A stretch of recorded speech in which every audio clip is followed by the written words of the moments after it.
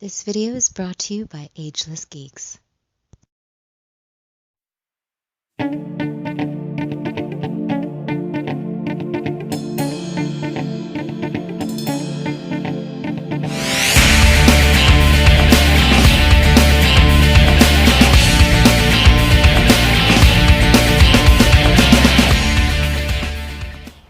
Cowabunga dudes and dudettes, this is Anthony, aka Batbomb82, and welcome to yet another episode of Tales from the Dorkside. Now this is something very cool and very special to someone like me, with the namesake of my channel, of course. We are going to be reviewing the new Joker movie starring Joaquin Phoenix. I am super excited for this movie. So just a heads up before we get into this, this is a spoiler review. So if you have not yet seen the Joker movie, please go watch that movie. I highly recommend it and encourage it. Then come back and listen to our show and tell us what you think. So I am joined by some of my friends here. We have Will the Thrill. Say what's up, Will. What's up, everybody? I'm still trying to come up with a better name than that, and you're just slowly There's no such thing, my man. No such thing. Will the Thrill is fantastic. Whatever. All right, and we also have Adrian 3000. Say what's up, Adrian. Hey, how's it going, everybody? And we have a guest spot right here in the house. We have my friend Matt Bomb 93. Say what's up, Matt. Hey, what's up, everybody? That name just sounds a little too familiar. I know, right? It's like he got it from somewhere. Almost like I'm Robin. Oh, already. Yeah. One appearance. That's all he needed, man. I kind of saw myself as Robin, to be honest. You could be Carrie Kelly, the girl Robin. You're the only one that has glasses. Can I? Oh, damn. All right, so anyways. I do have good legs for it, too. Yeah, so all right, that's true. All right, guys, again, so we're going to be talking about the new Joker film, again, starring Joaquin Phoenix. So I want to kick things off with you guys here. I want to talk to my guys. And let me get your first impressions when you first heard about the film and you first saw the trailers. What was your mindset kind of going into it? I had no real mindset at first. At first, when I heard Joaquin Phoenix, I was like, all right, let's see if this movie gets made at first, even. And then I heard that there was going to be no little Batman. It's going to be more of an origin story. I was like, all right, whatever. Saw the trailers, and I dug it. It almost at first had this kind of like Batman animated series vibe to it. Like it was just going to like a live action version of the way they presented it. I know it takes place in the 70s or 80s, but you know, the black and white TVs, the classic cars. All I needed was the flying blimps over Gotham, and it would have been perfect. That would have been amazing if they actually had that. That would have been great. Yeah, but dude. Now that we've seen the movie and we know what it's all about, it definitely surprised me. It was not what I expected, and I enjoyed every minute of it. It was great. All right, and so what about your first impressions? Well, normally I'm not a big fan of origin movies. I don't think everything needs an origin. Right. But when I saw Joaquin Phoenix, I was already pretty much sold. I'm a huge fan. Going into it, I don't know. I kind of stayed away from watching a lot of breakdowns of trailers, stuff like that. So I didn't really have anything else going into it other than I like Joaquin Phoenix. I like the Joker. Let's see what they do with it. And once like Will said, it was a fun experience watching. Very, very, very. And the new guy, Matt Baum, what you think? Let's see, my first impressions. Let me see. The first thing I actually heard about the movie was probably I saw the picture. I don't know if you guys were able to see it too. But that was the first sign I ever got that they were making a Joker movie. And I saw Joaquin Phoenix named. That was basically the selling point for me. I'll basically watch anything that guy is in. He's a terrific actor, and he's had a pretty tragic past, so probably played a pretty good tragic character. To kind of build off that, I always heard that he was really good friends with Heath Ledger. Yeah, he was. And that if they were going to continue the original storyline that Christopher Nolan wanted, it would have been Joaquin Phoenix at some point, but they just decided not to go with that, I guess. Dude, I saw this picture online that someone photoshopped. And it's a real photo of Joaquin Phoenix and Heath Ledger at like the Oscars or something like that, and they're hugging each other. And then somebody edited Heath Ledger telling Joaquin Phoenix, "You got this, brother." Yeah. And then and then the next image you see both of them hugging as each Joker. I was like, "Oh my god, that is like the most depressing thing." It was like epic. I was like, "Oh, that hurt a little bit." Look, and because of that, those ties. When I did hear that it was Joaquin Phoenix, I knew he was gonna pretty much just be able to channel and get Joker. I mean, he was like you said, Yeah. on his own. He's a great actor. Yeah, And knowing yeah, that one yeah. of his best friends played the same role, Yeah. he was probably gonna get it right off the bat. Yeah. So what do you guys think of the like his look? Because the first thing that when you have a character like this that's kind of iconic in a lot of ways with things like Jack Nicholson and you know in more modern days you got Heath Ledger. What did you guys think about his appearance with the whole Joker makeup? I know a lot of people didn't like it. I personally loved the look. As soon as I saw it, it instantly screamed Joker to me. What did you guys think of his overall look? He made his own very Joker look. You know, you have Jack Nicholson's Joker, which kind of plays off more of the classic Batman comic book Joker. You have the Heath Ledger Joker, which is the most grounded, realistic Joker next to this one. Yeah. And then you have him. You have, of course, Cesar Romero. And you have, Mark Hamill's Joker. Yeah. They each have their own distinctive look. He completely made his. And I really do appreciate his look because it's completely different from all the other ones. Yeah. He just added blue. That was it. Yeah. Yeah. What about you? No, I really dug the look. I really like the look of a clean Joker. Yeah. Heath Ledger's was really cool too, but I really dug that there wasn't any scars. There wasn't any weird bleaching. Yeah. It was just, hey, listen, I'm a clown for a living. I like doing this. And the suit, the whole getup itself, once he finally was officially Joker, and with that swagger he had, Yeah. he sold it, and it was great. For me, it was a Cesar Romero kind of meeting a Jack Nicholson feel to it. Well, it was a totally like late 70s leisure suit. So this movie takes place in like the early 80s. It really fit that whole era. I noticed just the way it's cut. I was like, oh, dude, that is an old school suit.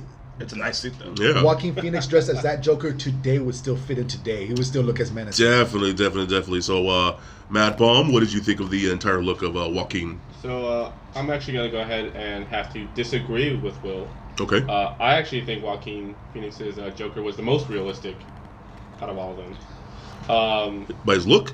By his look. Yeah, Okay. just based on his look, I think he was the most realistic one. Now, Heath Ledger, his Joker was fantastic, but there was definitely a more comic vibe about it. Oh yeah, with the scars and stuff like that. Yeah, Yeah. you're right. Scars and I thought everything. the most realistic next to this guy. Now that he's here, definitely it's you're right. But yeah, I dug the look. I thought he looked like when he first dons the outfit and he's walking out in the streets.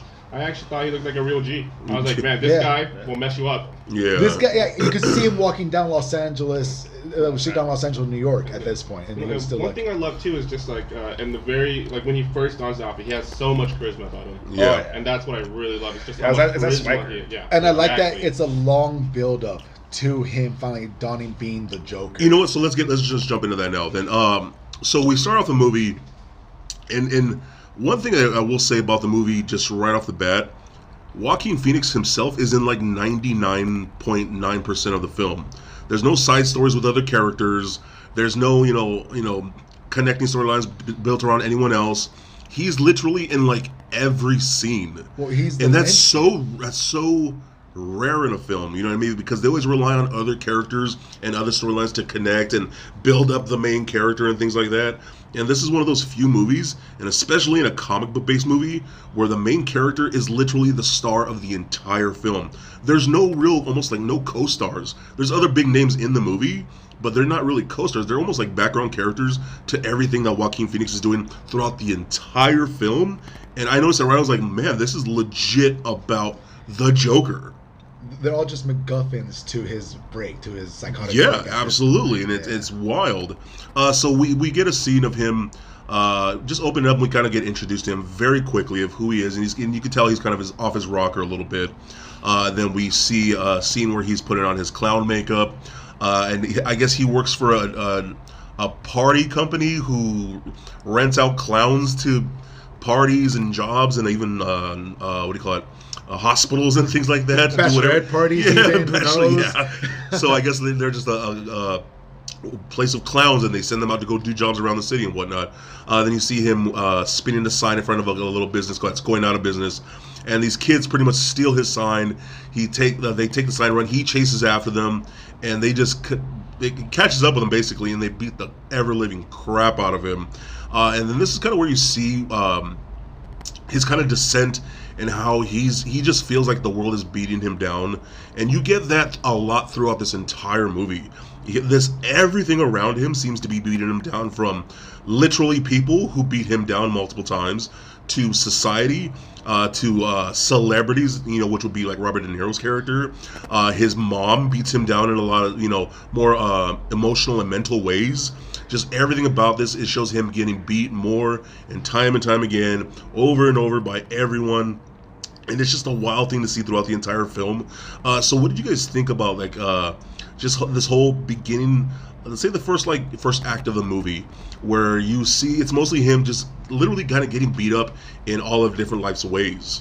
This is depressing. I mean, honestly, one of the most depressing movies I've seen, at least for like 80% of it. Oh my gosh, I lost my train of thought. It happens. Please help me out here. No, go. Let's start with kick it to Matt Baum over there. What'd you think of the whole first act of him, like I said, just getting beat down and things like that? All right, so we talked about this kind of outside of the movie, but one of the hardest things for me to watch is like people making fun of people. You're too nice, and, like, Matt. You're and, too and nice. Cringy situations. Yeah. And the first act, I mean, I'd say the entire movie, but when you're first introduced to like just how cringy the movie it's gonna be, it's so hard to look away. Yeah. Even though you're like, man, this guy just keeps getting pounded on, but you're like, I gotta watch it happen. Yeah. You paid money for these tickets. I You paid better money watch for it. these tickets. I gotta watch these tickets. Yeah. I'm not turning away. Yeah, we ultimately know what the payoff is. So it's like, okay, let's get through all this stuff and see what happens. And it, like you're saying, it gets uncomfortable with a lot that's going on, because this dude is just being tortured in life in every aspect, it seems. It's perfect for it's perfect for the Joker's mantra. The whole killing joke, all it takes is one bad day. Yeah. And they definitely used that in this movie. They gave him one hell of a month, actually. Yeah. I'd say it's about 30 years. Yeah, but But in the killing joke, the whole thing, like, it doesn't take much to become the Joker. You just need one bad day. That's what Joker was trying to sell to Gordon. It basically, everything that happens pretty much affects your psyche, and then you just need that one last thing to flip the switch, and you're out. They definitely used that in this movie. Oh, absolutely. Sure. One of the things I really appreciated too that actually contributed to the whole cringiness, and they really sold you on that this was going to be a hard movie to watch from the get-go when they finally explained why he's laughing all the time. He He has a neurological disorder that makes him laugh when he's not supposed to. Which is great for a Joker laugh. Because when I saw the trailers, I thought, oh, it's him practicing his laugh because he's crazy. But no, he has a condition, and just knowing that, that was going to come up at the worst possible moment. And then, what do you guys think of that scene when he was on the bus with the little kid, and he's just simply trying to make the kid laugh, and then he starts going into his hysterics, and then he can't control it, obviously, but then the lady that's the mother of this child is like, don't mess with my kid, or don't bug my kid. And then she starts asking him, like, why are you laughing? What's so funny? And then he hands her a card that says, I have a condition with uncontrollable laughing. Please forgive me. This is a health issue. I really can't handle it. And it's really crazy because, like you're saying, he laughs at some of the most inappropriate times.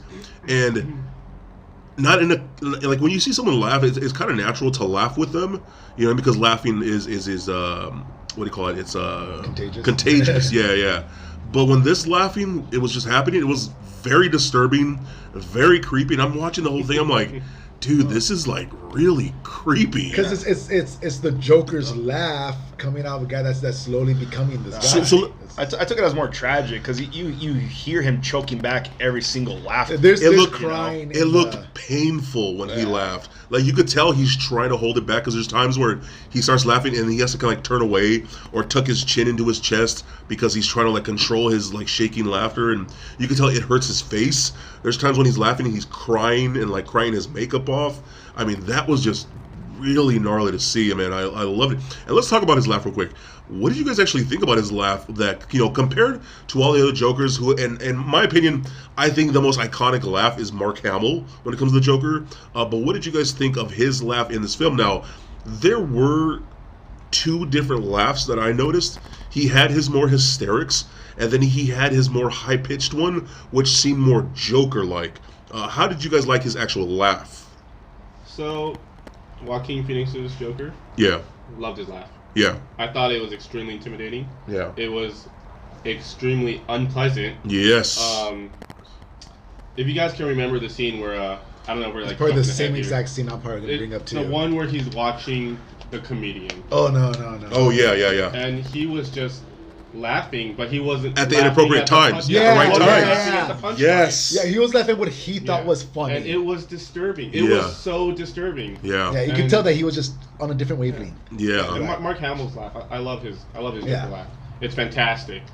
But his just wasn't as threatening to me Yeah. as Joaquin Phoenix's. There's just Yeah. something about it that just makes you just feel uncomfortable. It was disturbing. I It mean, was very disturbing. I'm gonna give it to Mark Hamill. He'll always be the top one just because of our childhood nostalgia. Oh yeah, no, for that- definitely. For me. 100% agree. So taking him out because he's the goes without saying category Yeah. for me.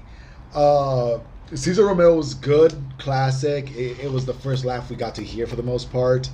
Then you had Jack Nicholson's. Jack Nicholson was great. Heath Ledger had a very menacing laugh.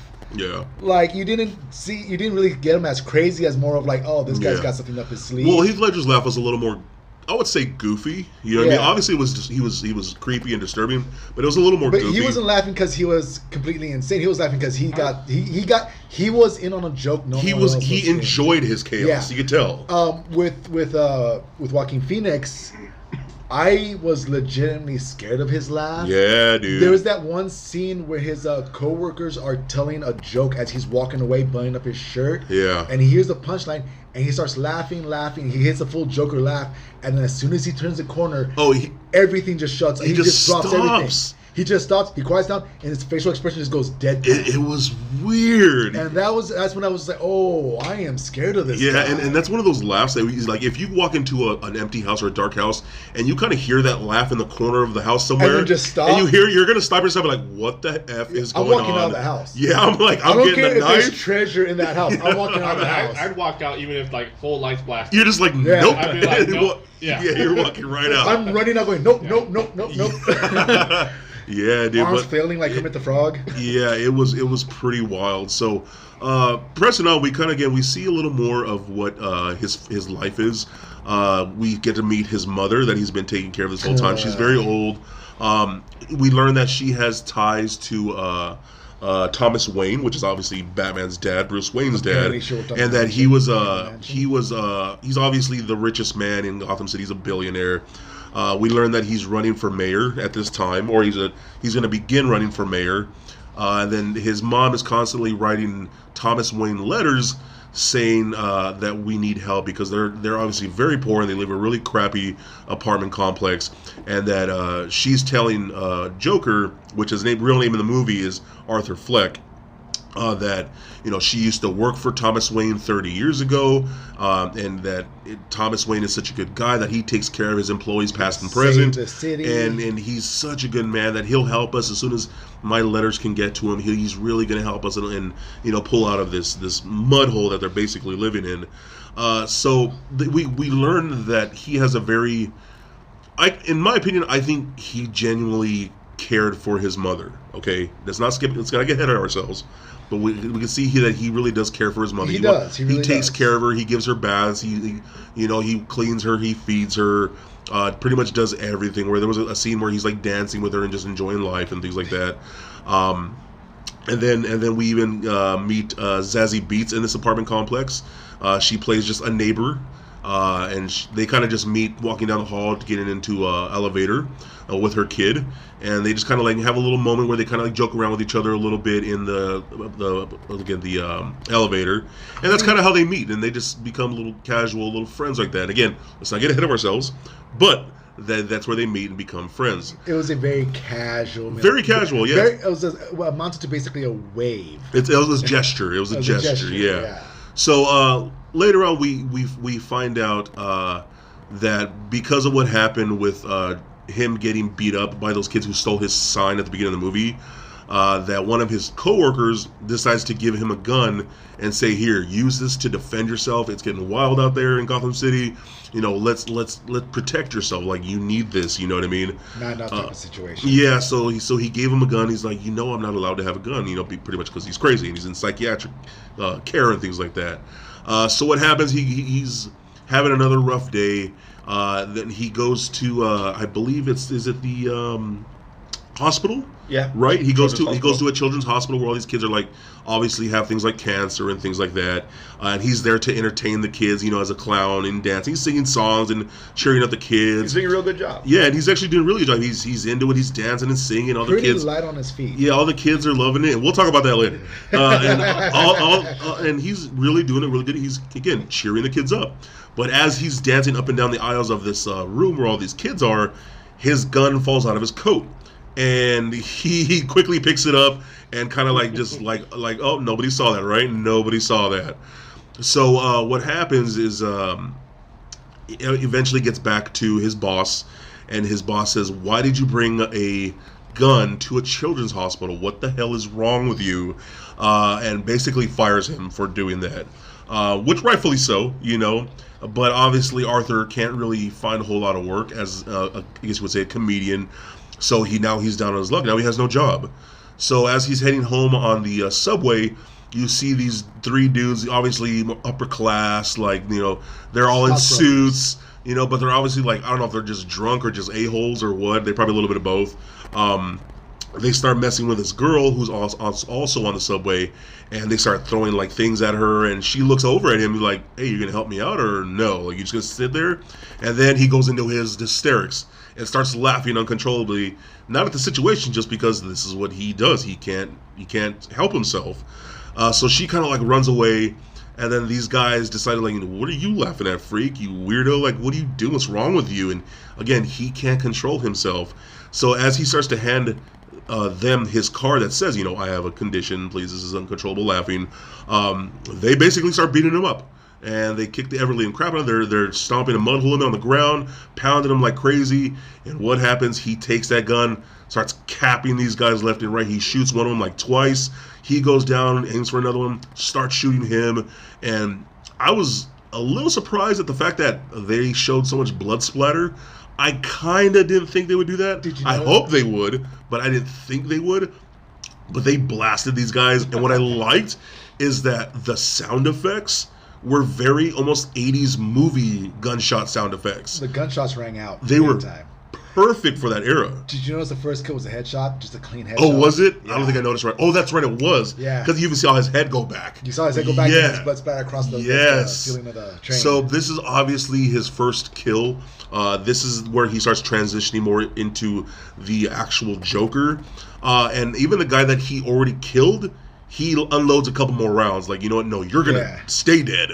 And then one of them kind of slowly gets away. He shoots him, but he's still able to move, and they're kind of a little chasing through the subway scene. And then they finally exit the subway, and he kind of just aims and points his gun at this last dude and caps that dude from behind. Again, walks up to him very quickly in a really creepy pace, and just while he's already on the floor, he's dead, unloads a couple more rounds and say, yeah. Go ahead. I really like the scene because for the first time in the entire film, you actually see him level-headed and focused. Yeah. And it's right when he's just killing people mercilessly. And it's almost like how I kind of saw the movie.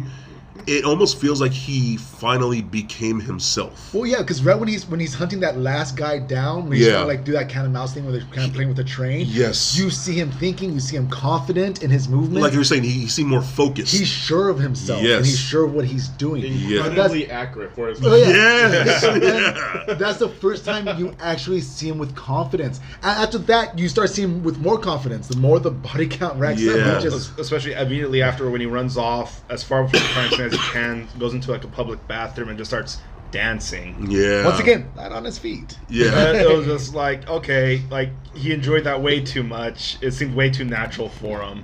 And he was in his element for the first time in his he life. explains it later in the film. Is like, you know what? I feel nothing. Yeah, like I killed these people, but like I thought I was gonna feel bad, but yeah, I feel really good about it. Yeah, like it's like so you can see him like, whoa, this guy's like legit transitioning into something like purely evil. they grew up so fast. Yeah, good old psychopaths. Yes. But later we could push it on with a story. Then he realizes that what do you call it? That Zazie Beetz becomes like his semi-girlfriend, because after he pretty much kills these dudes, he goes straight to her apartment and he just opens her door and they start making out, going at it. Then you see them kind of in a little musical montage of them, you know, going on dates and enjoying each other's time. Like I where said, don't she get ahead of shows up to ourselves. his Don't get ahead of ourselves. Yeah. performance. So they're having fun, going on Their dates. and romance was going- very fast. Yeah, it was very interesting, and kind of how they make it play is like seems like maybe she's a little off too, because she talks about how, you know, I think the guy who killed those people in the subway is like that was a good thing because she doesn't like those rich people either. That and she supports his comedy career. Like she's yeah. Oh yeah, so she went to the club where he performs later laughed on. at his jokes. Yeah, she was actually the one that smiled and things like that. So I thought it was all very cool. And then we get to learn more about again, this kind of seems like he's maybe a spark of redeeming qualities, you know, when all of this was kind of going on. His human side. Yeah, because he kind of seemed like he was enjoying life a little more, and he felt a little more human and not so psychotic. But then it all kind of just goes downhill from here. Yeah. So what did you guys think? Because there's a lot. So what did you guys think of everything going on with like his relationship with his mother, and then his relationship with his neighbor, which was Zazie Beetz. Her name was Sophie in the movie. What did you guys think? Just the whole dynamics of all those characters and his relationship with these characters. So I don't know how much I can spoil, but we don't spoil nothing yet. Yeah. Okay. So I mean, his relationship up to this point in the movie, I think it's beautiful. Yeah. I think he really loves his mom. He really loves Sophie, Zazie. Yeah. What's her last name? Zazie Beetz. Her character's name was Yeah, Zazie Sophie, Beetz. but her acting name is Their Zazie. relationship up to this point in the movie, I think, was very beautiful. Yeah. Yeah, it's cute. Very high schooler like, you know. It really felt like Yeah. he found someone that gets him and understands him, and like, you know what, like, hey, I don't have to be alone, and kind of thing. That's how I think this Isn't kind of made it that played all off. we want? Not me. Okay. But yeah, that's it, exactly. They you could tell he had real feelings for Zazie Beetz' character Sophie, and again, he was a good son. He really showed that. Then they show kind of his appeal for Robert De Niro's television show. He kind of has this like late night talk show kind of thing going on, and that's kind of a whole gimmick towards this because his whole thing. There's even a scene where like he imagines that he's on the show, and then you don't really know it's an imagination, but he's watching the show, and then Arthur appears on the show as a guest or in the audience, and then Robert De Niro character pulls him down from the audience and says, "Oh, you're really something really special, and you know I can see you as a son to me," and blah blah blah, and all this crazy stuff. I love Robert De Niro in this film for two main reasons. One, I feel it's kind of a reference to two different things. One, two movies he's done in the past. Yeah, one Taxi called Driver. I was going to get to Taxi Driver in a little bit, but the first one I want to get to is the main obvious one is the King of Comedy. Yes. Where he plays a down and out terrible comedian. Yeah. And I kind of felt like that's what he was paying an homage to. Robert De Niro was kind of almost I not can totally see reprising that that. role, but you know, Joker being that down and out comedian type also. Yeah. And definitely Taxi Driver. If no one has seen Taxi Driver, it's about this lonely taxi driver that's kind of been Beat up by the city. stepped on by the world in Yeah. the city, and he hates the city. He hates the junkies, the pimps, and everything else Yeah. that goes along with it, and the drug dealers. So he takes it upon himself to save this girl from a den of drug dealers and pimps, where he basically kills everyone. He's a psychotic person, and in the end, he's kind of treated as a hero in his own mind. Yeah, and that speaks to exactly what this movie is. So we move on, and we see more the declining of his mentality, and it's just really wild to see that character develop over time, or maybe underdevelop. I don't know how I would say that. What's developing in reverse? Because that's kind of how it seemed. He developed Regress. He did develop into the Joker. Yeah, so but you know what I'm saying, though. he became that nice little butterfly. One thing I appreciate at this moment too, you're seeing all these things kind of starting to stack up on Arthur Fleck. That one bad day.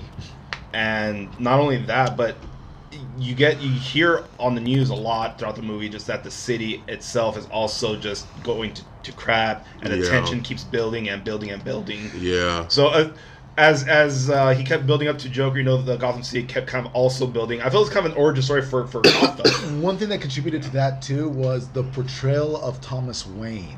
Yeah, Now- and then let's talk about that right now. Okay, so again, how his mother is constantly writing letters to Thomas Wayne saying he's such a good man and things like that.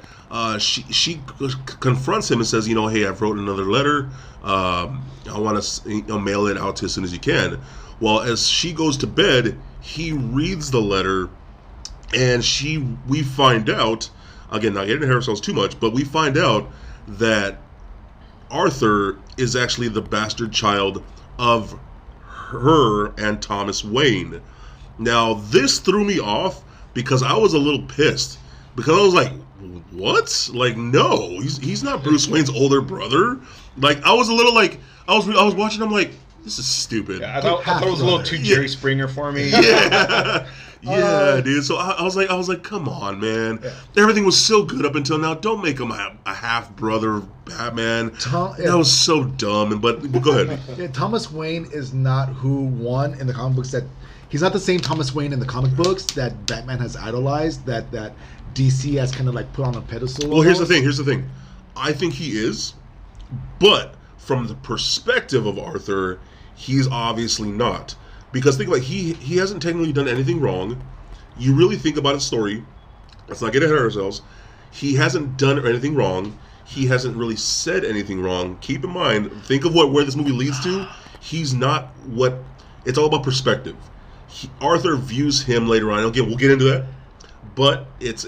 I think they played it perfect. Yeah. Again, perspective. And they do have...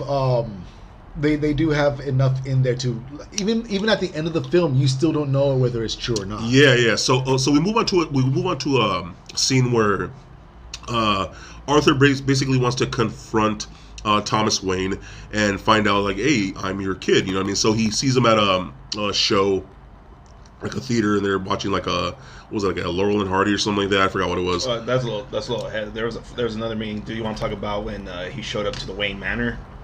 Yes, well, that was before, right? Okay, yeah.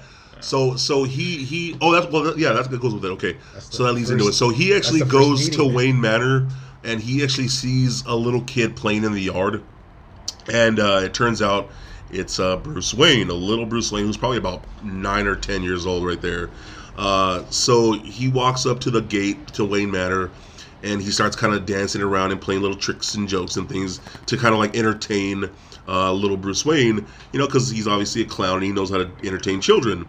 But then it gets really creepy and disturbing because Bruce Wayne isn't really saying a whole lot. He's kind of just watching him like, what is this dude doing? Like, it's weird. He's actually being a little bit entertained by him. Yeah, you can tell. As a 10-year-old kid. Yeah. But then they get closer to the gates with each other, and he starts handing him his little magic wand that he's playing around with, and he makes flowers appear with the magic wand. And then he reaches through the gate and starts sticking his fingers in Bruce Wayne's mouth to make him smile. And it looked painful because he was really stretching that kid's face to make him smile. And I was like, dude, what are you doing? I would just like to say, too, Bruce did not step back. Yeah, he was cool. That's what I'm saying. Yeah. It was weird. He took it all. He took it all. He was very like, all right, I'm gonna see where this fool goes. Yeah, and that still sticks to my theory that Batman is very much crazy too. So they are just bookends of each other. Let's finally just admit. Yeah, no kidding. So basically, what happens? We eventually see a guy say, "Get away from that man," and turns out to be Alfred Pennyworth, and he's like, "Who are you?" Blah blah. Blah. And he's like, oh, I'm here. My name's Arthur. I'm here to see Thomas Wayne. Can you please let him know I'm here? And he's like, how do you know Thomas? And he's like, well, my mother used to work for him, and her name was Penny, blah, blah. And instantly when you heard that name, or when Alfred heard the name, he's like, oh, I remember Penny. Yeah. And he's like, listen, you are not Thomas Wayne's son. Your mother's crazy. And Arthur looks at him like, no, she's not. Stop talking smack about my mom. Like, what's wrong with you? And she's like, you better leave before I call the police and blah, blah.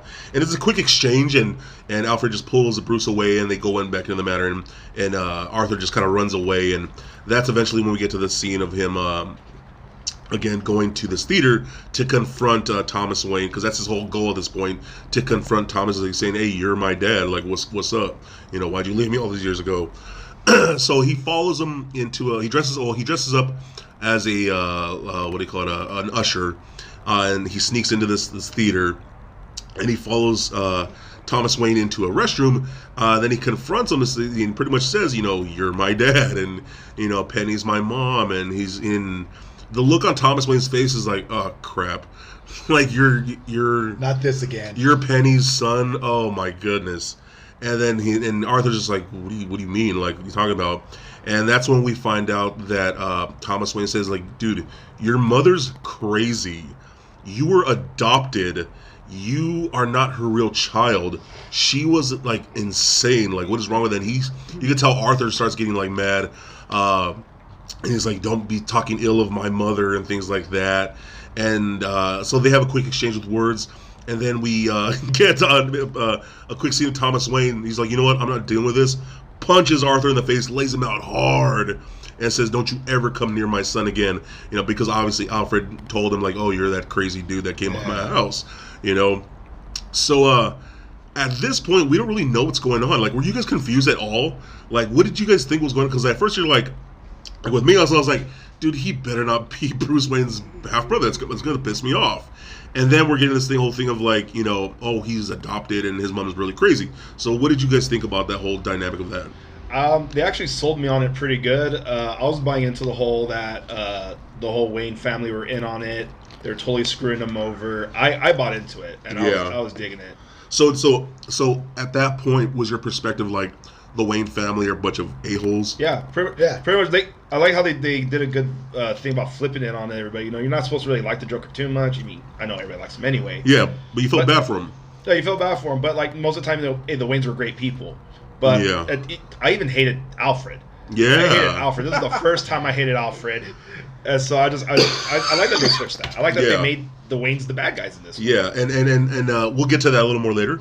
But obviously, this goes to a scene where Arthur goes to Arkham, which is at this point is Arkham State Hospital, before it becomes Arkham Asylum.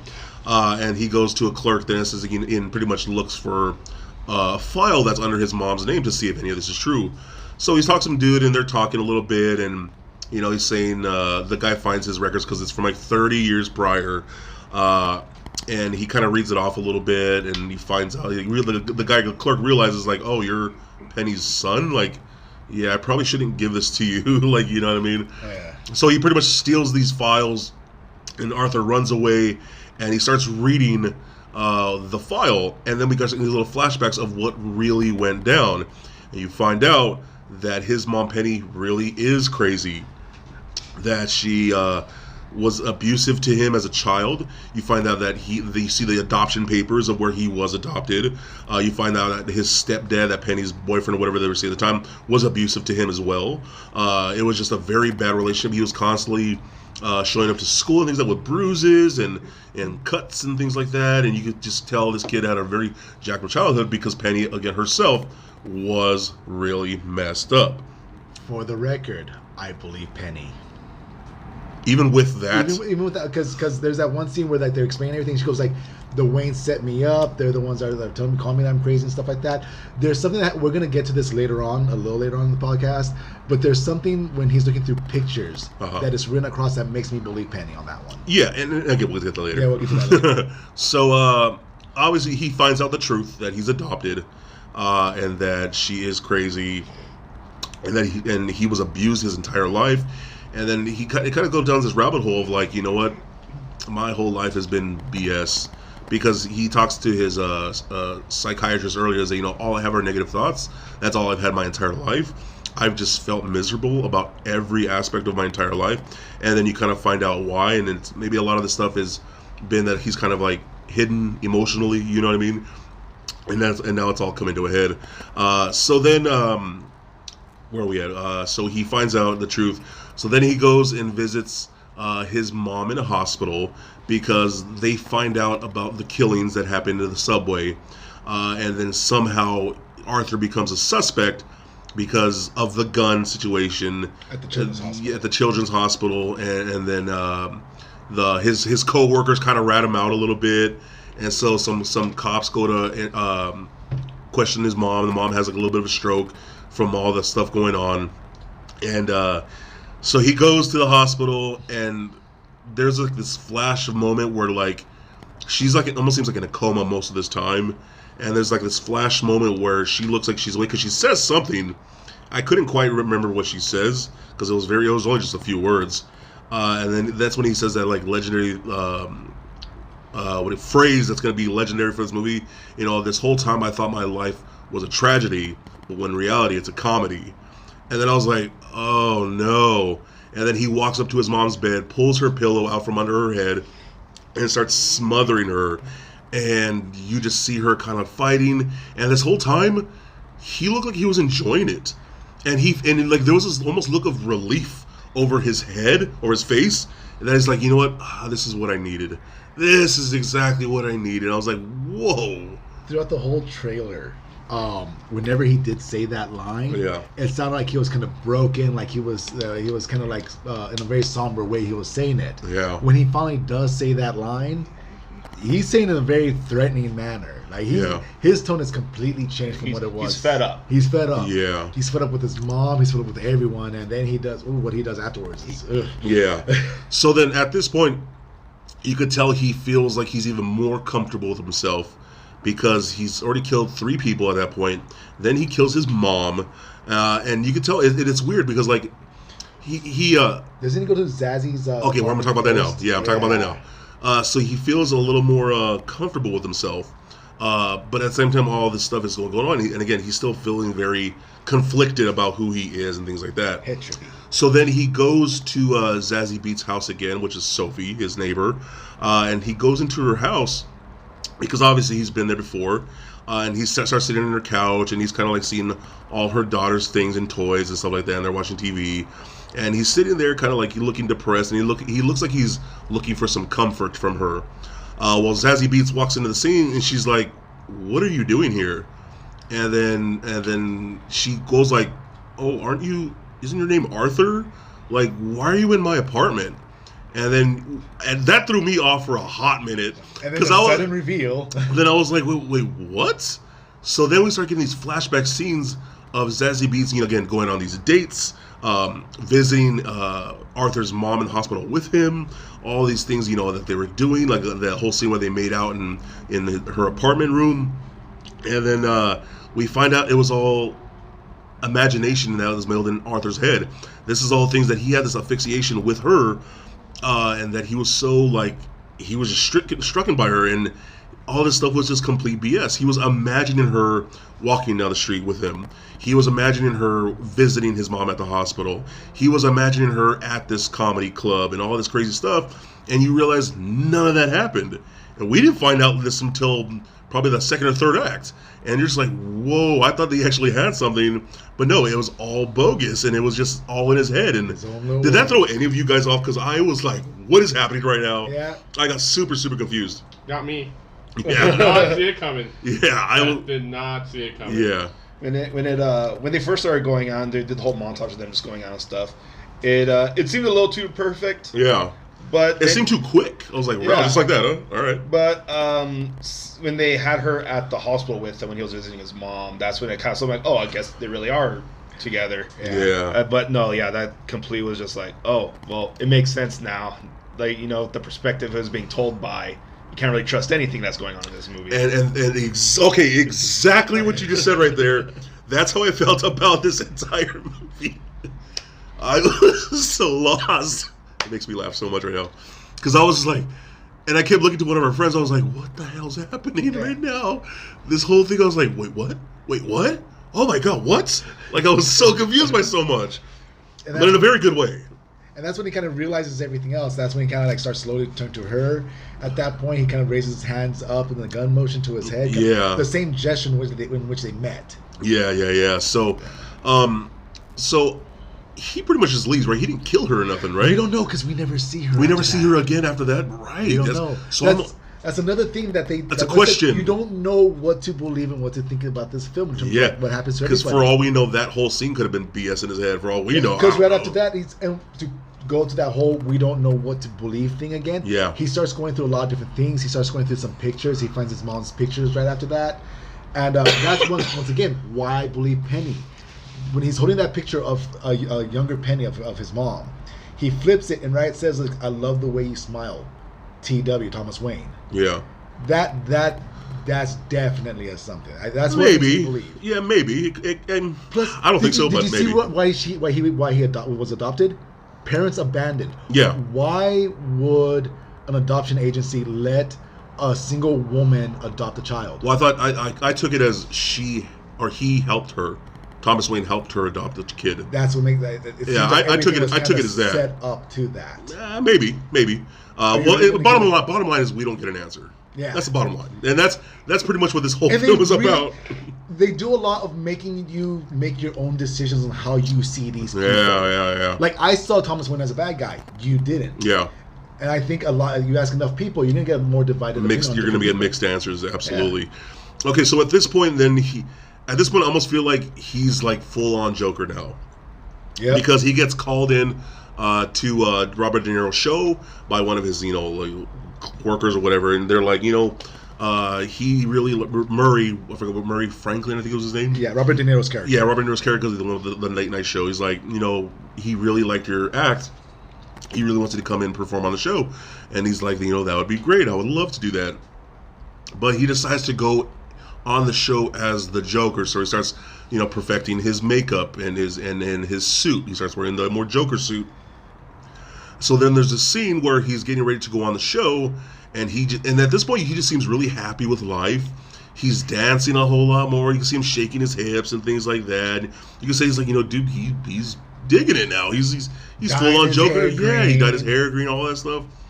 So then we get a scene where he's in his own apartment getting ready for the show, and then two of his old co-workers come in, which is the larger dude who gave him the gun in the first place, which is Randall. And then we get the little person, the little small guy, who was also one of the clowns, and they both come in. They're like, "Hey man, we heard your mom died. We came to cheer you up," and they brought him champagne or a bottle of wine or whatever it was, and things like that.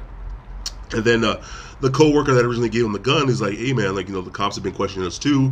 I just want you to know, what'd you tell them? What's going on? Where's the where's the gun I gave you? I don't want to be tied to this kind of thing." And then Arthur is kind of like, you're kind of a big part of the reason for all of this, and he is fed up with his coworker. he's like, and because all his coworkers, especially this guy who gave him the gun in the first place, always kind of pushed him around and bullied him a little bit, And then you can kind of see Arthur pulling a little knife from the back of his pocket, I believe it was scissors. Was it scissors? Okay, that's what it was then, yeah. I actually thought it was one of those nail files. That's what I thought it was. That would have been even worse. Yeah. Oh. So then, as he's talking, and then he pretty much, what does he do? Slice the dude's throat, or just gouges him in his heart or something like that? Him in the artery. Right there, the neck, right? And then in the eye, right? And then in the eye. Yeah. So you just start seeing Arthur legit prison stabbing this dude over and over again, and beating his head up against the wall. He goes down to the floor. That was great. Yeah, and he pounds the dude's head into the floor, and you see blood splattering all over the place. Meanwhile, the little guy is in a corner, quivering, screaming, "What are you doing?" Freaking out, and Arthur just going into this guy, laying into him. It looked very therapeutic for Arthur, and he again seemed to enjoy it. Oh, he was in it. I was freaking out. I was like, dude, because he's not really showing any emotion. He's not showing anger. He's not showing. He's not even really showing joy.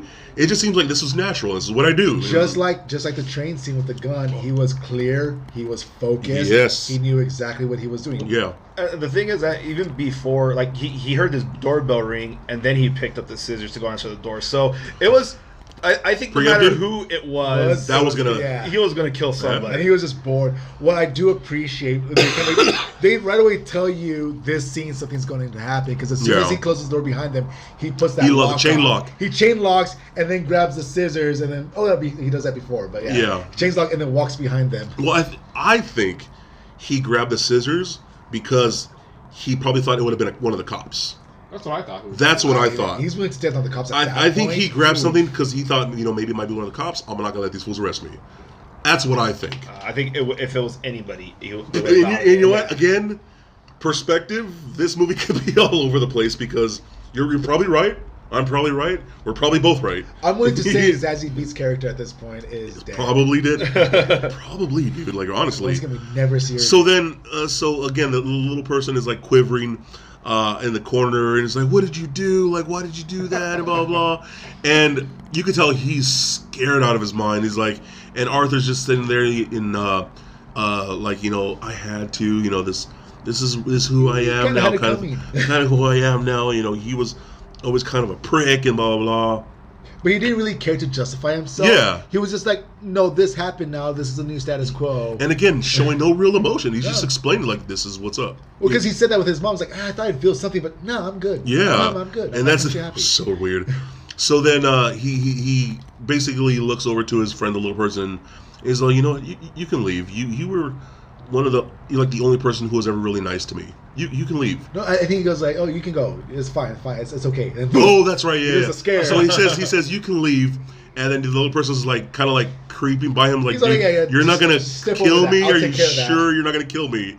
And then he goes, and it scares him. And you see the little person freak out. He's like, I think his name's Lee Gill. Yeah, the actor's name is Lee Gill. And he just scares him, and he's like, he's just messing with him because to him it's a joke. Yeah. And then he's like I'm just messing with you. It's like, Joker at his most Joker. Yeah, that was a Joker move right there. This was a comic book Joker. Yeah, that was a Joker move right there. So the little person starts walking out. And then he realizes that the chain lock is still on, and because he's a little person, he can't reach the chain lock. And everybody we're all going to hell. Everybody in the theater starts laughing about it because, like, we're like, oh no, he almost escaped. He's like, he could just leave, but he can't because the chain lock's on. And he kind of looks over at Arthur and suggests, like, hey, bro, can you unlock this chain lock? Love this scene. I don't know if I would have had the guts to ask. Well, did you see him get himself prepared? He's like, all right, straighten out my shirt, compose myself. He goes, deep breath. All right, and then. So then Arthur gets up and he unlocks the chain lock, and then it looks like he's getting ready to let him go, but then he closes it real quick, and he looks at it, and then you can see him panicking again. The little guy person panicking again. He's like, "Oh shit, it's gonna go down. It's gonna go down. It's gonna go down." And then that's when he goes, "You know what? You were always really nice to me," and then he just lets him out, and then he leaves. Kiss him on the head too. Yeah. Oh yeah. I want to say that's the most Joker moment of the entire movie. Yeah. I'd say, arguably the best scene of the movie. One of them, definitely one of the top scenes. For me, definitely top two for me. So okay, then because at that point you realize, you know what, he doesn't even care if the cops come for him. Yeah. You realize he's like, you know what, I don't even care about the consequences. I just want to go do whatever I want to do. And he's letting people die and live by pure just chance. Yeah. So eventually he ends up going to the show because nobody knows what's really fully going on yet. And again, the whole city's kind of in chaos of everything going on. And then he gets to the show, Robert De Niro's show, the Murray Tonight Show, whatever it was called. Live with the Maury Carson show. Yeah, so he starts, he's putting on his, kind of fixing his makeup and things like that. Oh no, there's a chase scene because he splits, and then those two cops find out. I don't know how they found out about it. Once again, those two buzzkills came and ruined his dancing. Great montage followed by that dancing of him dancing down the stairs. A lot of dancing, and he's really good at dancing throughout this entire movie. He's really good. Like, I want to steal some of his moves. Yeah, I just had that confidence, and that suit. So I think it was obviously the little person called the cops and like, hey, he just killed one of our friends. I think that's what it was. Definitely, because they knew where to find him. So there's this whole chase scene throughout the city, and they're running through, and then they eventually get on a subway, and then he goes on the subway, and you see all these people wearing like clown masks and things like that because there's this big protest at City Hall, and they're all kind of like backing up this clown thing going on. It's like kind of the whole theme. Everybody's delving into this whole clown persona. I do like how they kind of start using the killings of the three stockbrokers that Arthur did at the beginning of the film. Yeah. To kind of like do this whole subplot of the city rising up, and they kind of treated the Joker as an anti-hero for the most part. This is a world without Batman, and a world without Batman, if the Joker exists, apparently becomes an anti-hero. Yeah. So what obviously they're making it seem like it's a whole war of classes. You know, like there's the rich and the powerful must be stopped, and us poor and struggling, you know, we're the real heroes, we're the real good guys. Yeah. Even though they're doing gnarly things. And I think it was more like the rich people didn't care about the poor people. Yeah, that's all part of it. Yeah, definitely. Yeah. And I think that's they kind of this whole uprising of the poor and things like that. But the fact that they use at the start, the killings at the beginning to use that as it kind of shows that like that was the catalyst that said, you know what, this is it. And it kind of made Joker or Arthur kind of look this accidental leader. Almost. He never intended that to happen. He never intended to it. He never takes not responsibility. Credit? He never leads it. Yeah, He never yeah. once like says, "Okay, I'll own this. This is my revolution." But it becomes a Joker movement without him doing anything. Because all this stuff's going on in the city, and he sees things going on. He sees people wearing clown masks, and he's just like, you know what? This is all because of me. He's all, I didn't intend this, but you know what? This makes me really happy. The chaos is happening because of me, and nobody knows about it. No. Nobody knows I'm behind all this. He doesn't even know the power he has at that moment. Yeah, it's really powerful. So, anyways, they end up getting on the subway, and he ends up stealing one of the other guy's clown masks. He puts it on, kind of blends in with the crowd. Then this whole fight scene ensues because people are getting pushed around, and the subway's really packed. I think the cop accidentally kills someone. Well, I don't know if the cop. Do we know if the cop? Yeah, the cop died? pulls the gun. He pulls the gun out. Oh, they and say when it later confront on. him, Yeah, someone grabbed it. Yeah, And then the cop shot him. Shot him in the gun. In the scuffle. Yeah. So the Joker ends up getting away, and again, just kind of seems really cool about it. He's like, yeah, that's right. I just caused all this chaos. It looks like a Joker heist scene. Yeah, dude. Like random style of the comic books or movies. Yeah, so it was really interesting. So eventually he gets to get to the Murray show, put in his makeup, and you see this whole thing where he's just by himself, and he seems really happy with who he is right now. By the way, did you notice that at this point he doesn't laugh in uncomfortable situations anymore? Yeah. And that's what I'm saying. He becomes more focused. He's more himself, to where his disorder isn't even a thing. That the Joker laugh disappears as soon as he becomes the Joker. Yeah. Isn't that, it's wild? It's a little weird. So basically, Robert De Niro's character comes in with his handlers, his what is Our it? producer. Yeah, like, stage hand, whatever PA, it was. Yeah. Production assistant. And, whatever. starts talking, give him a little pep talk before the show. Hey, this is how we run the show. This is what we do. This is what we talk about. Keep it PG-13, blah, blah, blah, blah, blah. And Arthur kind of looks at him and says, I've always looked up to you. You're one of my heroes, and blah, blah, blah. And he goes, he looks at Murray and goes like, hey, could you do me a favor, and when you introduce me, can you introduce me as Joker? And he looks at him like, Joker? Like, all right, is this part of your gimmick now, or what? He's like, yeah, we'll go with that. Well, remember when you called me a Joker? Yeah. Well, that's what I am now. Yeah. Like, And Robert De Niro's like, I don't even remember that. did I call him a Joker? I guess I So did. that's another thing that Joker kind of just works. brushed him off. Yeah. Because he doesn't even remember. Yeah. And that makes him feel even worse. Like, oh, you don't even remember me, you bastard. Okay, then I know what this is all Yeah. about then. So he kind of pumps himself up for the show, and he's behind the stage, or back behind the curtain, and the show starts. Introduces him again, doing some more dancing and things like that, and shaking and twirling and things like. So he pretty much brings at this point Joker. Now he's calling himself fully Joker. Shane across the stage. Yeah, sits on the couch and have him a talk. And then he starts making out with this old lady who was interviewing beforehand. Dr. something. Dr. Sally, I think. He's Dr. Sally, yeah. And he starts making out with her. She's like an 80-year-old woman. And then She seems like one of those sex advisors. and they don't doctors. peck. They're going at it for a couple minutes. You're like, well, he's laying into her pretty hard. And so they start making out, and she's like, oh, okay, did that just happen? Like, She was digging it. She was into it. She was digging it. Probably the most action she got in a while. But so they start sitting down, start having a talk, and I don't even remember how it leads to it, but they start talking about how so you're a stand-up comic and things like that, and he starts saying can you tell us a joke? You're a comedian, tell us a joke. So he starts putting his little book, a little notebook of all the jokes he's written. He starts going through things, Jokes, and he sees all his, again, this is also a journal, not just a joke book.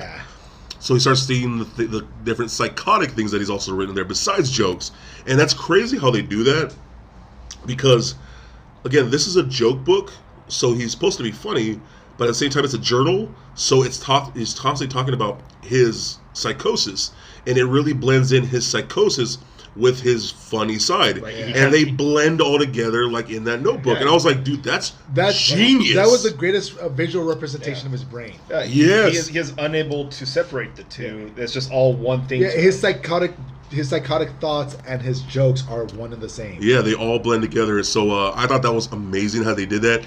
So he starts looking into his notebook, and he sees a few notes that were pretty disturbing. One of them was like, I hope my death makes more sense than my life did. But sense is spelled as C-E-N-T-S. Yeah, like change. Yeah, like change, yeah. So I was like, oh man, someone's going to pop off. I just know it. I kind of get that joke. So he goes like, all right, so you go in and tell us a joke. And he's like, knock, knock. And Robert De Niro's like, you had to go through your notebook for that? He's like, I just want to get it right. I just want to make sure it's right. And then him so casually and confident in his makeup. Yeah. Just chilling. He just seems like he's chilling, yeah. So he says a joke. He's all, knock, knock. Who's there? Oh, my 2 kids just drowned in a pool ball or something very disturbing. And De Niro's like, dude, that's not funny. And then the doctor lady he made out was like, why would you tell a joke like that? Like, So I thought it was funny. yeah. So then at this point he's like, oh, I'm not funny to you, Murray. You know, I'm not funny to you. You don't find me appealing and things like that. And then he starts going into this tirade of like, you know, it's people like you who have pushed me around my whole life. People like around this entire city. And the rich are stepping on us folk or poor folk and blah, blah. He goes into this tirade. I'm like, you know what, dude? Straight up. Like, that was a lot of truth in that. It's all right. Let's go march. Yeah. So then he goes, you know what? Screw it. You know those 3 people, those 3 accountants or whatever got killed in the subway? I'm the one that killed them. And they're like, what? That's not a funny joke. Yeah, it's like he's like, is this part of your act again? Where's the punchline? Yeah, he's like, is this part of your act? You know, like what's? He's like, no, I'm the one that killed those people. And he's like, so you expect us to believe this? Well, he's like, yeah, I did it, and I killed it, and I enjoyed it, and it felt right. It felt like what I needed to. I felt like I'm being my true self now, and blah, blah, blah. And then he starts going again, digging into like the rich and digging into all the people. You can tell he's letting all this stuff off his chest of all the people that have pushed around his entire life. And it was really wild to see because, man, I really want to watch this movie again because I want to hear that whole speech again. It's a great because speech. It was like, wow, dude, he's really like saying a lot of the words that a lot of people feel even now in real life that we're getting pushed around by a lot of. He has a couple good monologues in there. Yeah, a lot. Yeah, a lot. So it basically turns into, you know what, I got a final joke for you, blah, blah. And he pulls his gun and just caps Robert De Niro's in the head. And you see blood splatter go all the way to the back of the scenery. The whole audience starts freaking out. And they're trying to leave. And the Joker just like looks at him and is like, all right, that's what I did. And then he gets up and pop, pop, and shoots a couple more rounds. And even again, he's already dead. But he's like, you know what? Sure. Why not? Double tap. Well, you know what I mean? And I was like, wow, dude, this guy don't give a damn anymore. And meanwhile, all of this is happening on live TV. So this is being broadcast everywhere. So now everybody knows, like, okay, this is the dude that's killing all these people. That was every single animated series episode where Joker takes over. Yeah. Oh, station. yes. Was it a Christmas special? The Christmas special. Yes. How many times has he taken Oh over my God, I'm so glad you said that. Yeah, that was a live action version of that. We finally get to see it play out. Basically what it was. So then he goes into the camera, starts looking at the camera, and he's like, I'm really pleased with what I did. And it's pretty cool. So at that point, it's breaking news. You know, they show a bunch of TV monitors with the news saying, you know, so-and-so person called himself the Joker just committed murder on live TV. He was already being arrested. So now he's all over TV. At this point, it's a manhunt. And then after this, you see the chaos and the protests going on all around Gotham City. There's a riot. There's full on riots going around Gotham. And obviously, the next thing we see is the Joker is in the back of a cop car because the cops found him and arrested him. And as they're driving through the city, he sees all this chaos going on and fires and turned over cars. And he's laughing, he's smiling, he's like, oh my God, this is all because of me. I can't believe all this is inspired by me. Like, he felt so good about it. It's at that moment I think he becomes the self-aware Joker. Yeah, dude. And he just seemed very pleased with himself. So then we see a scene where, as he's driving on the street, this ambulance just T-bones this other cop car, and we're just like, what just happened here? Was it an accident? What was it? I like that scene a lot because he was still standing up to the police officers. He was still not cussing them out, but like joking with them a bit, like mocking them. Yeah, mocking them. Yeah. So as we see this crash, it looks like the 2 cops are either dead or just knocked out. Oh, they're gone. And the Joker's like passed out in the back. Then we see what I love, how I took it right away. You see this big dude coming out with a clown mask out of the driver's seat of the ambulance. I was like, oh my God, Joker has his goons already. I was like, dude, this is amazing. Like, they knew who was in that police car. Yeah, because at that point, he's on TV. So they're like, oh, that's the guy who this is because of. We gotta get him. So we gotta help him out. Yeah, so his Joker goons come and like save him from being arrested. And he's obviously unconscious. And again, as these riots are going on, I lost my shit a little bit because we get a close-up of the theater where you see the Zorro movie on the marquee, and we see the Waynes coming out with little Bruce trying to flee during all this chaos, and they head down an alley. which is called Crime Alley for those that read the comics. So as this is going on, we see them trying gathering around the Joker because they lay him on the hood of this cop car. Then we start seeing people gather around the car, like saying, "Wake up, you can do it. You're our hero." Blah blah blah. They're chanting for him. They're cheering. They're cheering him like he's like their god, basically.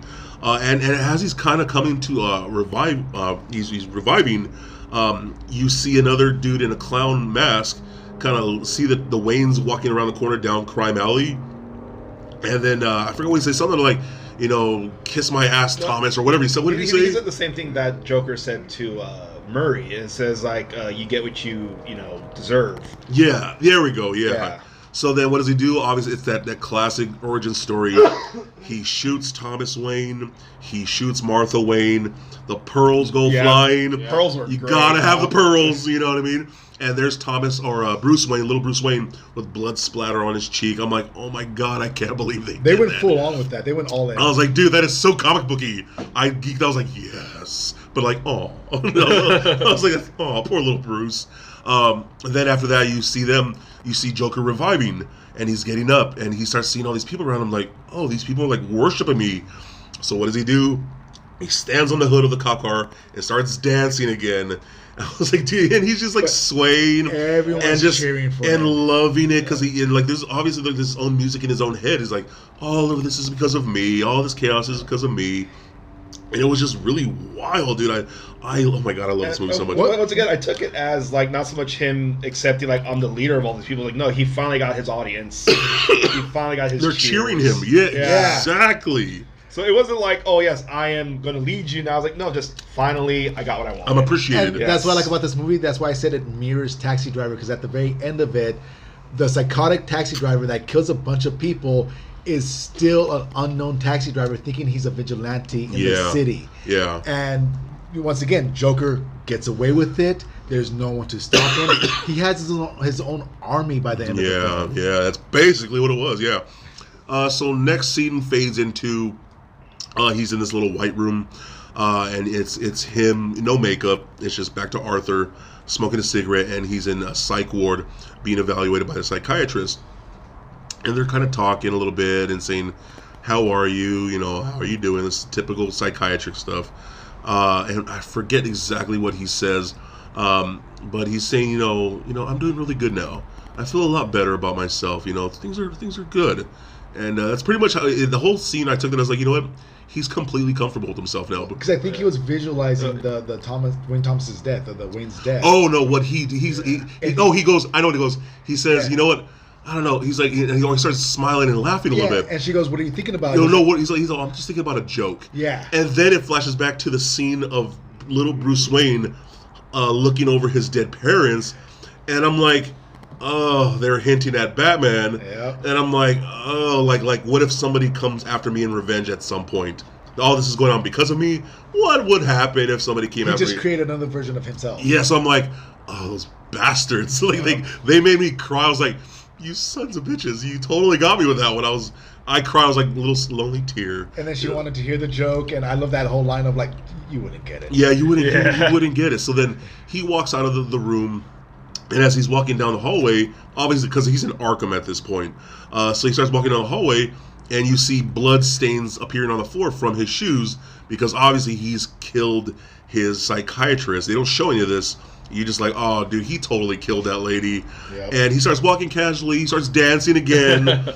He's prancing all up and down the hallway. And then he kind of goes off to the side down another hallway. And then you see one of the wards coming, like chasing him down the hallway. And then he's running from this ward. And then back down the opposite way. And again, that was a very cartoony comic book scene. Yeah. He's chasing him up and down the hallways of Arkham, and he's just running and laughing, blah, blah, blah. And yeah, that was it, right? Yeah, that's the end. That's pretty much, the handwriting, the end. Yeah. One thing I gotta say about watching this movie with you, I really did enjoy watching the movie with you, because seeing you freak out at the whole Zorro the Gay Blade. Oh, I was like that realization. It took you about 2 seconds to actually say something, because when I saw, I was like, oh, they're going down this route. Okay, I see what they're doing. And about 5 seconds after that, you just had a complete freak out. Because I was like, as soon as I saw the theater, as soon as I saw the marquee, because they're panning up to the marquee, and as I saw the marquee, I was like, no, they're not. Yeah. No, and then I saw Zorro. I was like, oh no! This is how it happens. I was like, they're gonna do this. I thought it was a great way to tie it in. It was fantastic. Okay, so that's basically how the movie is. No end credits. No end credits scene. There's nothing at the end of that. They're not trying to build anything off of Yeah, this is a solo story. So now that we've actually seen the movie, I do feel like I need to go at it, watch it again, just to give it a full-on rating. Yeah. But as of right now, what would you rate the film from 1 to 5? It's a great story about a villain. I would give it a 5 right now, just because of how well it was made. This is not your typical like comic book movie. This isn't even like the Nolan verse where it was rounded. No, this was the Joker in real life, and it was great. It was more of a dramatic film than it was a comic book movie. Yeah. 5 out of 5. Definitely. What about you? This is a hard one. This may be a controversial answer. Someone's taking a hot take. I'm gonna go ahead and give it solid 4.1. Okay. 4.1. Yeah. It was a solid movie. I think the biggest strength of the movie with what it did is it had one single thought in mind, and that was to make the viewer uncomfortable. Yeah. And it accomplished that. So for that, I'm giving it a 4. I think for me personally, I was not completely entertained with some things. I understand that the movie was like supposed to be a little bit slower, but I just think that overall it just succeeded in what it wanted to do. Would I watch it again? I probably wouldn't go to the theater to watch it again. I think it's definitely a fantastic movie, but for me it's like kind of a one and done kind of movie. Would you recommend it for people to at least go see once in theaters? I would definitely recommend to go see it. Yeah. If you want to go and you want to have an uncomfortable time. Yeah, definitely. What about you? Me, I thought this is one of the best uses of the like unreliable narrator. They did a really great job making you feel so bad for this guy, Arthur Fleck, that anything he says, anything he sees has to be real and true.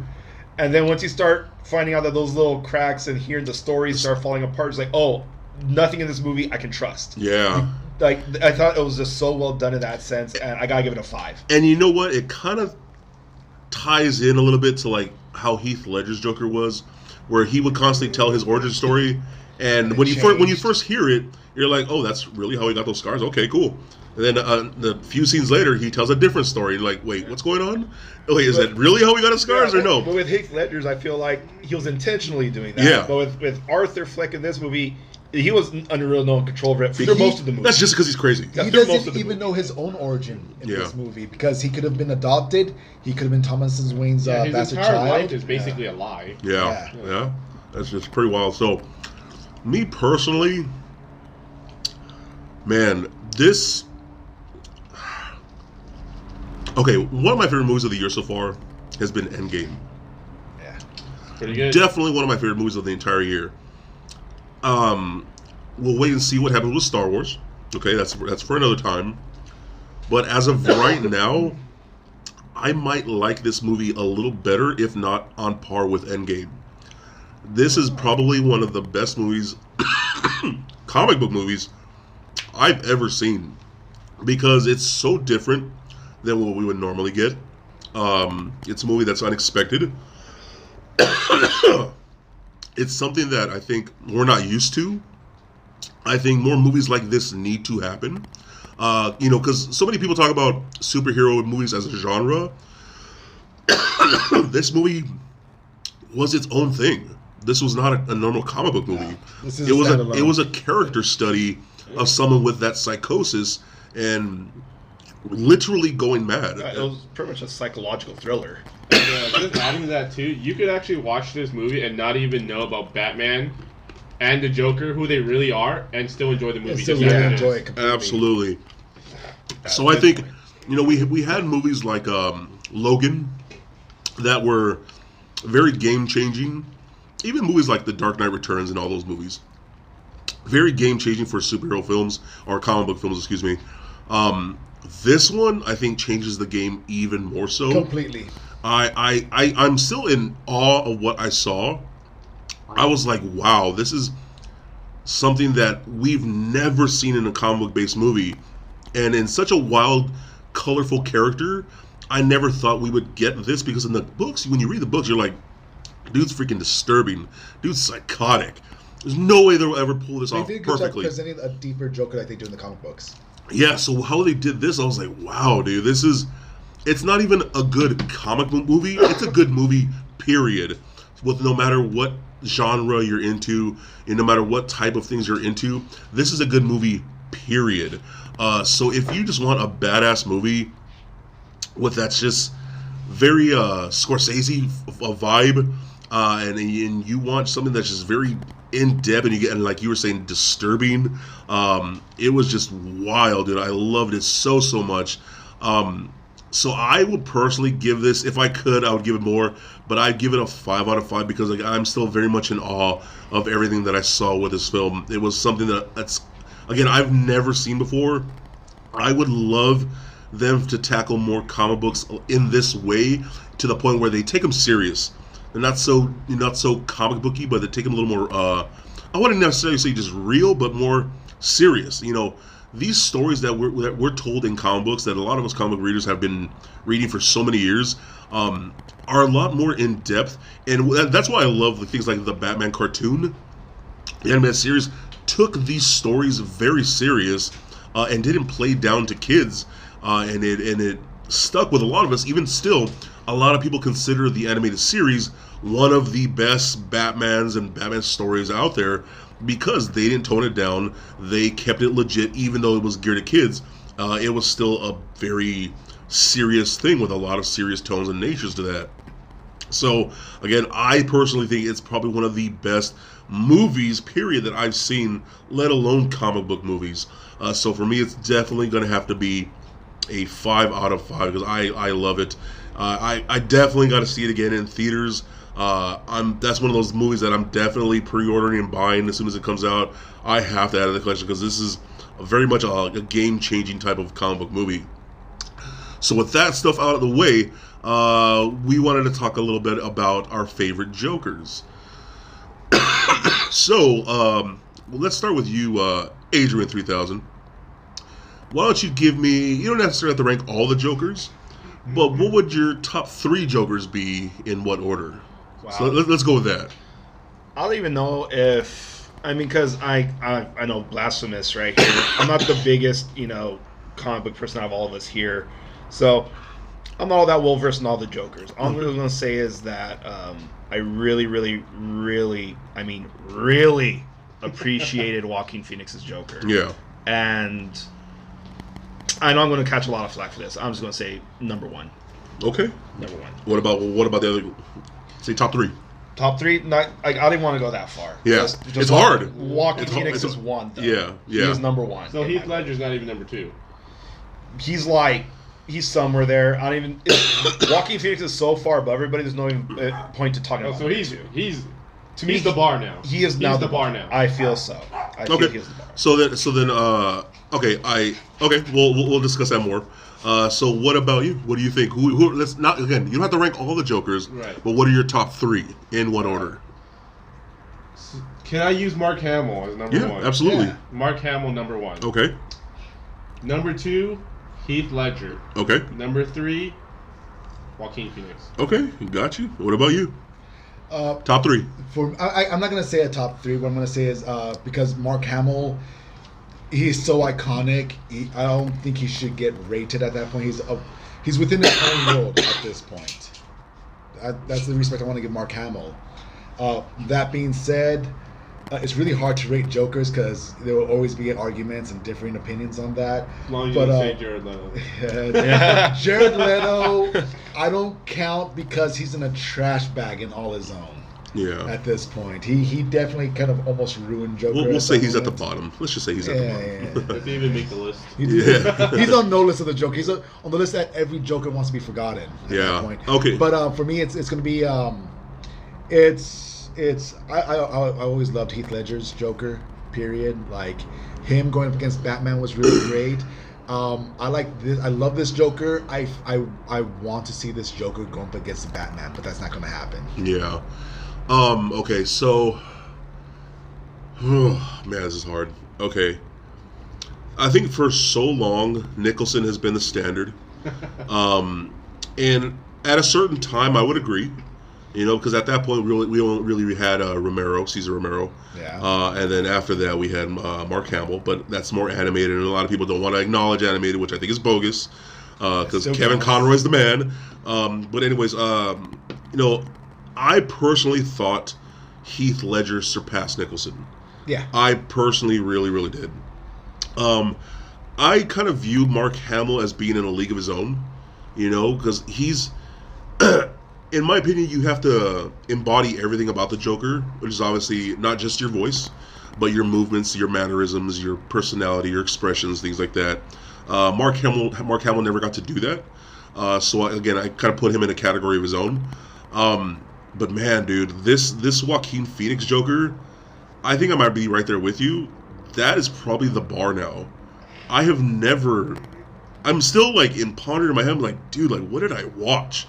Because when I walked out of the movie, I was like, what is happening? He's like a Cesar Romero that's waiting. I was so willing to wait till we got at least one more viewing to do this, because there's so many things to try to process in this movie, man. Yeah. So like I really think, again, that might be the new standard with just who the Joker is, and I feel bad because I'm almost positive we're never going to see this Joker again in any other film, which is depressing. Yeah, that's definitely confirmed. Which is really depressing because I love this Joker, but that could be a good thing, because we don't want to taint this character in any form. I also think that whoever plays Joker after this is going to have to work extremely hard. We said the same thing about Heath Ledger. Like, as soon as he was done, whoever's after him has a hard job, and it was very true, because thank God Jared Leto was there to lower the bar for everybody else. Yeah. And then Joaquin Phoenix kind of came and raised the bar again. Yeah, and that's not to say somebody won't in time, but I don't see it anytime soon. Pretty hard to. I actually don't even think it's necessary anymore. Yeah. At least for a while. Well, because the next Batman movie is a year one Batman, right? Huh? The next Batman movie is a year one Batman. Yeah. So we're never gonna see this Joker, and I feel that's why I love this movie and I hate this movie, because one, it's a great Joker film. Yeah. But at the same time, dang, we wasted a great opportunity for a great Joker to go up against the Batman. Yeah. Now here's the thing. I will say this. I almost don't want to see Joker in the new Batman movies at this point. He can't be. I feel like it'll just be a disservice to bring in Leto back, because I heard Leto's still kind of signed on to do this. Yeah, I heard. I hope they write him out. I hope they write him out. I feel like at this point, because it's so soon, I can't see another Joker. I just can't. If they do, it has to be him. Yeah. So, man, again, I think that sucks for whoever does play Joker. Because, okay, real quick question: do you guys think this movie and Joaquin Phoenix will be nominated for an Oscar, or maybe even win an Oscar? At the very least, if he's not nominated, it'll be at least the film, maybe snub. It'll be a huge snub that a lot of people will talk about. Yeah, they'll most likely get a nomination at the very least. But I don't. The Academy is what the Academy is. They're not. It's rigged. Yeah, for the most part. Yeah. But I think nomination. But I think this is definitely one of those movies that's going to change perspective for a lot of those people in the Academy. This is more, again, because this is not necessarily. It's a comic book movie, but it's not so superhero-y. You know what I mean? It's not about capes and superpowers and things like that.